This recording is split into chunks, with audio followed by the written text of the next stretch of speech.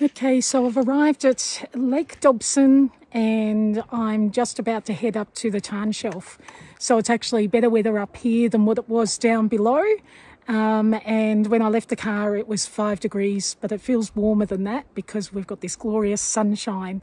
So looking forward to going up the mountain.